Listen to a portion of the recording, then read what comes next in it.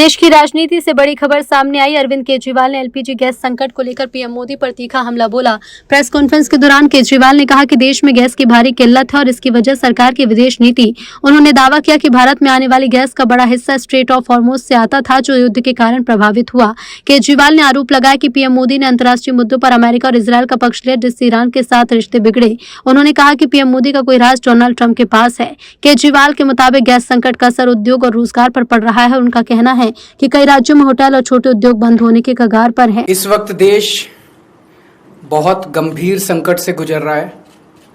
पूरे देश में एलपीजी गैस जिसे हम बोलते हैं, जो घरों में खाना बनाने के भी काम आती है, रेस्टोरेंट में, इंडस्ट्री में, तरह तरह से लोग इसका इस्तेमाल करते हैं। एलपीजी सिलेंडर का, गैस का, इसकी देश में भारी किल्लत हो गई है। और उसका कारण है कि पूरे देश में जितनी डेली प्रोडक्शन होती है उसकी 50% प्रोडक्शन कम हो रही है, 50% प्रोडक्शन कम हो रही है।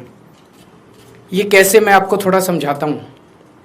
हमारे देश में जितनी एलपीजी की खपत है उसका 60% इंपोर्ट होता है और उस 60% इंपोर्ट का 90% स्ट्रेट ऑफ हॉर्मुज से आता है। और स्ट्रेट ऑफ हॉर्मुज अब इंडिया में जितना आता था इंडिया के लिए बंद हो गया, तो 90% इंपोर्ट्स कम हो गए हैं। तो लगभग 50-55% प्रोडक्शन हमारे देश की एलपीजी की कम हो गई है। इसका सबसे ज़्यादा खामियाजा इस वक्त इमीडिएटली रेस्टोरेंट्स और होटल बर्दाश्त कर रहे हैं। सरकार ने आदेश जारी किया है कि रेस्टोरेंट और होटल्स को एलपीजी गैस मुहैया नहीं कराई जाएगी।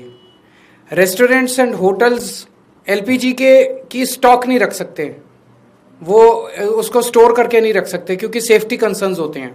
तो जितने एलपीजी सिलेंडर उनको रोज़ चाहिए होते हैं उतनी डेली की डेली उनको सप्लाई की जाती है। तो अब एकदम से अगर एलपीजी बंद हो गई तो उनके पास तो 2 दिन का भी स्टॉक नहीं है, 1 दिन का भी स्टॉक नहीं है।